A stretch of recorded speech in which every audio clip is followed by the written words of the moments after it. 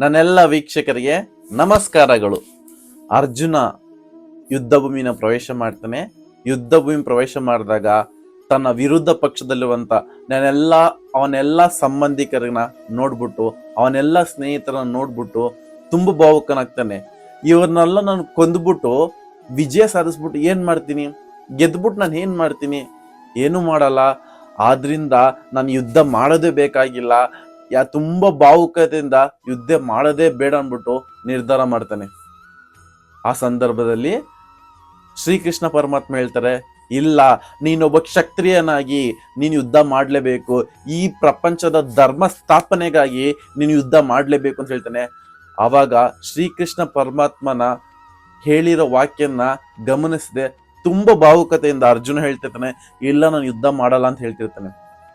ಅಂತ ಸಂದರ್ಭದಲ್ಲಿ ಶ್ರೀಕೃಷ್ಣ ಪರಮಾತ್ಮ ತನ್ನ ವಿಶ್ವರೂಪನ ತೋರಿಸ್ಬಿಟ್ಟು ಆಗ ಹೇಳ್ತಾನಂತೆ, ನೀನೊಬ್ಬ ಒಂದು ನಿಮಿತ್ತ ಮಾತ್ರ, ಇದನ್ನ ರೂವಾರಿ ನಾನಾಗಿರ್ತೀನಿ ಅಂತ ಹೇಳ್ತಾನಂತೆ. ಆಗ ಅರ್ಜುನನಿಗೆ, ಯಾವಾಗ ಅರ್ಜುನ ಶ್ರೀಕೃಷ್ಣ ಪರಮಾತ್ಮಕ್ಕೆ ಶರಣಾದ, ಆಗ ಅವನು ವಿಶ್ವರೂಪ ದರ್ಶನ ಆಗುತ್ತೆ, ಅವನಿಗೆ ಕೆಲವೊಂದು ಗೊಂದಲಗಳಿಂದ ವಿಮುಕ್ತಿ ಸಿಗುತ್ತೆ. ಅದೇ ರೀತಿ ನಮ್ಮ ಜೀವನದಲ್ಲಿ ಯಾವಾಗ ನಾವು ಭಗವಂತನಿಗೆ ಶರಣಾಗ್ತೀವಿ, ಆಗ ನಮ್ಮೆಲ್ಲ ಪಾಪ ಕರ್ಮಗಳಿಗೆ ವಿಮುಕ್ತಿಯಾದ ದಾರಿ ತೋರಿಸ್ತಾನಂತೆ. ಹಾಗೆ ನಮ್ಮ ಜೀವನದ ರೆಸ್ಪಾನ್ಸಿಬಿಲಿಟಿ ಅಂದ್ರೆ ಹೊಣೆಗಾರಿಕೆ ಮತ್ತು ನಮ್ಮ ಜೀವನವನ್ನ ರಕ್ಷಣೆ ಮಾಡ್ತಾನಂತೆ.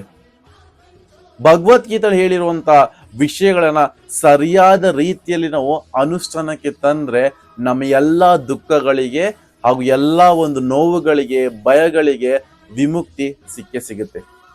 ಇನ್ನೊಂದು ದೃಷ್ಟಿಕೋನದಲ್ಲಿ ಯೋಚನೆ ಮಾಡಿದ್ರೆ, ಅರ್ಜುನ ಯಾವಾಗ ಯುದ್ಧ ಎಲ್ಲ ನನ್ನವರು ಅಂತ ಯೋಚನೆ ಮಾಡಿದಾಗ, ಎಲ್ಲ ನನ್ನವರು ಹಿಂಗ್ ಕೊಲ್ಲಿ ಅಂತ ಯೋಚನೆ ಮಾಡ್ತಾನೆ.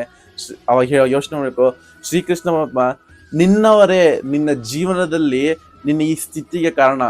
ಯೋಚನೆ ಮಾಡು, ಯಾರ್ಯಾರು ನಿನ್ನವರು ಅಂತ ಅಂದ್ಬಿಟ್ಟು ನೀನು ತುಂಬಾ ಭಾವುಕರಾಗ್ತಿರ್ತೀಯ, ಅಂಥವ್ರೆ ನಿನ್ನ ಜೀವನಕ್ಕೆ ಜೂಜಾಟಕ್ಕೆ ಕರೆಸಿ ನಿನ್ನ ಆಸ್ತಿ ಎಲ್ಲ ಕಿತ್ಕೊಂಡು ನಿನ್ನನ್ನ ವನವಾಸ ಪಾಲ್ ಮಾಡಿ ಕಾಡಿಗೆ ತಳ್ದ್ರು ಅಂತ ಹೇಳ್ತಾನಂತೆ.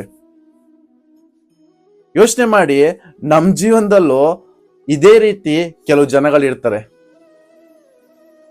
ಅಲ್ಲಾದ್ರೆ ಜೂಜಾಟಕ್ಕೆ ಡೈರೆಕ್ಟ್ ಆಗಿ ಕರೀತಾರೆ, ಜೂಜಾಟ ಮಾಡಿ ಆಸ್ತಿನ ಕಿತ್ಕೊಂಡು ಅವನ್ನ ಡೈರೆಕ್ಟ್ ಆಗಿ ಕಾಡು ಕಳಿಸ್ಬಿಡ್ತಾರೆ.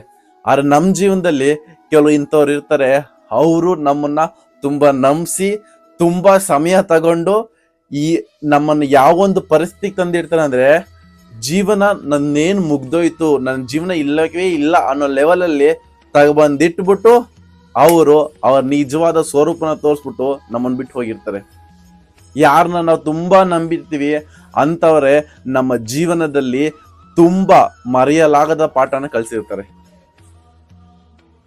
ಯಾವಾಗ ಇಂಥ ಸಂದರ್ಭಗಳು ಎದುರಾಗುತ್ತೆ, ಅವಾಗ ನಾವ್ ಏನ್ ಮಾಡ್ಬೇಕು ಅನ್ನೋ ಪ್ರಶ್ನೆ ಬಂದು ನಿಂತ್ಕೊಳ್ಳುತ್ತೆ.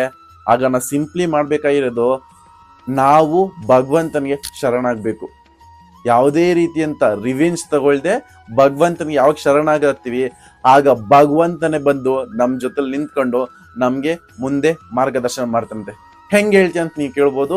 ಯೋಚನೆ ಮಾಡಿ, ಇದೇ ಭಗವದ್ಗೀತೆಯಲ್ಲಿ ಯಾರು ಅಧರ್ಮ ವಿರುದ್ಧ ಇದ್ರೋ ಅಲ್ಲಿ ಇದ್ದಿದ್ದು ಶಕುನಿ, ಯಾರು ಧರ್ಮದ ವಿರುದ್ಧ ಇದ್ರೋ ಅವರ ಜೊತೆಲಿದ್ದು ಶ್ರೀಕೃಷ್ಣ ಪರಮಾತ್ಮ. ಅವರ ಸತ್ಯ ಗೆಲ್ಲಕ್ಕೆ ಸ್ವಲ್ಪ ಟೈಮ್ ತಗೊಳುತ್ತೆ.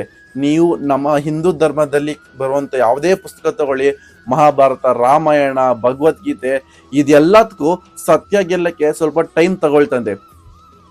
ಆದ್ರೆ ಕೊನೆ ಗೆದ್ದಿದ್ದು ಸತ್ಯನೇ. ಎಲ್ಲ ಓದಿದ್ದು ಯಾವಾಗ ಸತ್ಯ ತೆವಳ್ತಾ ನಡೀತಿರ್ಬೇಕಾದ್ರೆ ಸುಳ್ಳು ಹಾರಾಡ್ತಿರ್ತಂತೆ. ಯಾವಾಗ ಸತ್ಯ ಎದ್ದು ನಡಿಯಕ್ಕೆ ಪ್ರಾರಂಭ ಮಾಡುತ್ತೆ, ಸುಳ್ಳು ತೂರ್ಕೊಂಡು ಹೋಗ್ಬಿಟ್ಟಿರ್ತಾರಂತೆ. ಅದೇ ರೀತಿ ಇಂಥ ಎಲ್ಲಾ ಘಟನೆಗಳಿಂದ ನಮ್ಮ ಜೀವನದಲ್ಲಿ ಅಮೂಲ್ಯವಾದಂತ ಪಾಠಗಳನ್ನ ಕಲಿಯಕ್ಕೆ ನಮ್ಗೆ ಸಿಗುತ್ತೆ.